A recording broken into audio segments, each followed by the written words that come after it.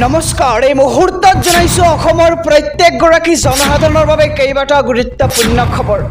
আজি হৈছে 11 মাৰ্চ। আজিৰ দিনটোতে অসমৰ লগতে ভাৰতবৰ্ষৰ বিভিন্ন প্ৰান্তৰ পৰা কেইবাটা গুৰুত্বপূৰ্ণ খবৰ যুগুত কৰা হৈছে। এই মুহূৰ্তত জনাইছো আজিৰ প্ৰথমটো খবৰ। আজিৰ প্ৰথমটো খবৰেই ৰাজ্যবাসীৰ বাবে এটা ডাঙৰ খবৰ। মই হুঁচেইল বজালে ৰাজ্যত চলিব তীব্ৰ অভিযান। লোকসভা নিৰ্বাচনৰ পাছতে ৰাজ্যত চলিব বৃহৎ অভিযান। কঠোৰ হৈছে এইবাৰ মুখ্যমন্ত্ৰী ডক্টৰ হিমন্ত বিশ্ব শৰ্মা।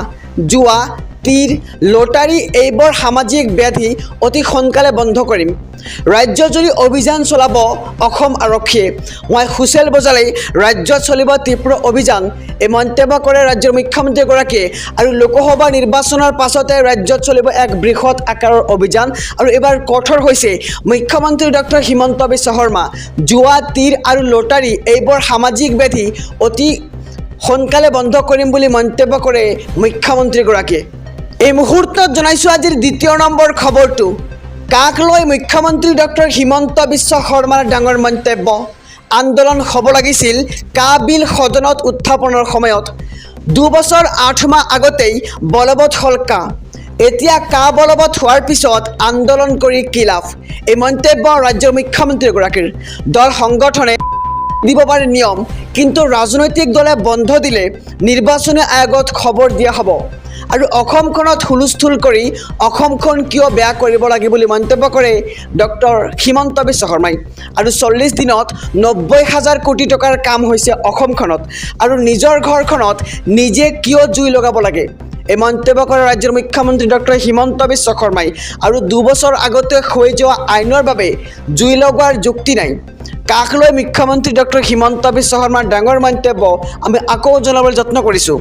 আন্দোলন হ'ব লাগিছিল কা বিল সদন উত্থাপনৰ সময়ত, আৰু 2 বছৰ 8 মাহ আগতে বলবৎ হ'ল কা। এতিয়া কা বলবৎ হোৱাৰ পিছত আন্দোলন কৰিনো কি লাভ। আৰু দল সংগঠনে বন্ধ দিব পাৰে, কিন্তু ৰাজনৈতিক দলে বন্ধ দিলে নিৰ্বাচনী আয়োগত খবৰ দিয়া হ'ব। ৰন্ধন গেছক লৈ বৃহৎ ঘোষণা প্ৰধানমন্ত্ৰী নৰেন্দ্ৰ মোদীৰ। প্ৰতিটো চিলিণ্ডাৰত পাব 300 টকাৰ ৰেহাই। ৰেচন কাৰ্ডৰ লগতে উজ্জ্বলা আঁচনি থকা লোকে লাভ কৰিব এই আঁচনিৰ সুবিধা। আৰু কোটি কোটি লোকৰ বাবে কেন্দ্ৰীয় চৰকাৰৰ এই বৃহৎ ঘোষণা। আৰু 2025 চনলৈকে প্ৰতিটো চিলিণ্ডাৰত ৰেহাই পাব আপুনি 300 টকা। আৰু 31 মাৰ্চ 2025লৈকে এই ঘোষণা মোদী চৰকাৰৰ।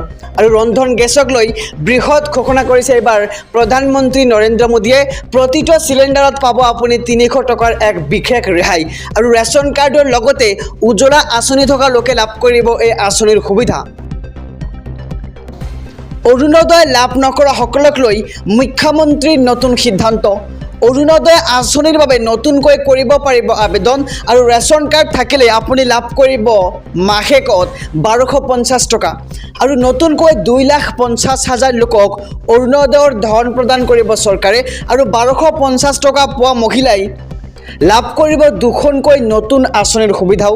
আৰু প্ৰধানমন্ত্ৰী জীৱন বীমা লগতে প্ৰধানমন্ত্ৰী যোজনাৰ সুবিধাও পাব হিতাধিকাৰীসকলে। আৰু সমান্তৰালকৈ লাভ কৰিব প্ৰধানমন্ত্ৰী সুৰক্ষা বীমাৰ যোজনাও। আৰু অসমৰ ৰেচন কাৰ্ড থকা প্ৰতিগৰাকী মহিলাই লাভ কৰিব অৰুণোদয় আঁচনিৰ ধন।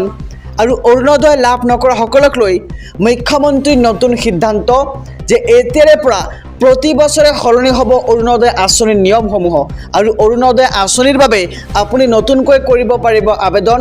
ৰেচন কাৰ্ড থাকিলে আপুনি লাভ কৰিব 1250 টকা মাহেকত। নিৰ্বাচনৰ পিছতে সমগ্ৰ দেশজুৰি বলবৎ হ'ব UCC। UCCক লৈ পুনৰ ডাঙৰ ঘোষণা কেন্দ্ৰীয় গৃহমন্ত্ৰী অমিত শ্বাহ। UCC বলবৎ হোৱাৰ পূৰ্বে হ'ব পূৰ্ণ চৰ্চা। আৰু ধৰ্মৰ আধাৰৰ ভিত্তিত আইন হ'ব নোৱাৰে। জনতাৰ হিতৰ বাবে আইন হ'ব লাগে। আৰু সমাজ ব্যৱস্থাক শুধৰণি কৰাৰ বাবে আহিব UCC ব্যৱস্থা। নিৰ্বাচনৰ পিছতে সমগ্ৰ দেশজুৰি বলবৎ হ'ব UCC। আমি খবৰটো আকৌ জনাবলৈ যত্ন কৰিম। UCCক লৈ পুনৰ ডাঙৰ ঘোষণা কেন্দ্ৰীয় গৃহমন্ত্ৰী অমিত শ্বাহৰ। UCC বলবৎ হোৱাৰ পূৰ্বে হ'ব পূৰ্ণ চৰ্চা। আৰু ধৰ্মৰ আধাৰৰ ভিত্তিত আইন হ'ব নোৱাৰে। জনতাৰ হিতৰ বাবে আইন হ'ব লাগে। আৰু সমাজ ব্যৱস্থাক শুধৰণি কৰাৰ বাবে আহিব UCC।